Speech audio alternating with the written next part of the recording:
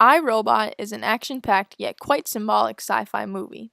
Set in the year of 2035 in the city of Chicago, technology has advanced so significantly that thousands of human-like robots now assist humans with everyday tasks, such as delivering mail, doing tedious chores, or other simple jobs previously done by humans. These robots are ultimately controlled by an artificial intelligence computer known as Vicky. In order to make these robots safe and helpful to humans, 3 laws are integrated into their systems. The first law states that a robot may not injure a human being or, through inaction, allow a human being to come to harm. Secondly, a robot must obey orders given to it by human beings except where such orders would conflict with the first law. And thirdly, a robot must protect its own existence as long as such protection does not conflict with the first or second law. The first major event that occurs in the movie is when Alfred Lanning, the ultimate creator of these robots, appears to have jumped out of a window at the building of U.S. Robotics. While practically everyone believes he committed suicide, Detective Spooner, who holds a prejudice towards robots, thinks he was murdered.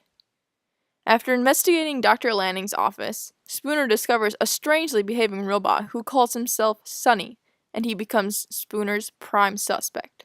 Spooner grows very suspicious of Sonny because if he had killed Lanning, this means that he was somehow able to override his programming and break the 3 laws. After Spooner and a woman named Dr. Calvin takes Sonny in for questioning, we discover that Sonny was extremely different than other robots. Sonny claims he can feel and even asks the question, "What am I?" However, the USR orders Spooner and Dr. Calvin to execute Sonny. But, plot twist, they execute a different robot and save Sonny. As the movie progresses, for some reason, the robots mysteriously begin breaking the 3 laws and attacking humans. After doing some intense research, Calvin and Spooner discover that Vicky was the reason why these robots were starting to rebel. Somehow Vicky had evolved and believed that humans were destroying themselves through things like war, pollution, etc., and thus needed humans to protect them through killing them off. Upon discovering this, Spooner and Sonny realized why Dr. Lanning had created Sonny differently, so that he could kill Vicky and save the human race. As the robots begin to attack the city, Spooner and Calvin race to the U.S. Robotics building, where the ultimate source of Vicky resides. Here, they dramatically fight off the NS5s while attempting to inject lethal nanites into Vicky's system and bring an end to the chaos.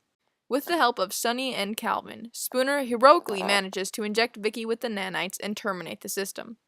As the mayhem comes to an end, Sonny finally feels as though he has fulfilled his purpose, and then he joins the other robots.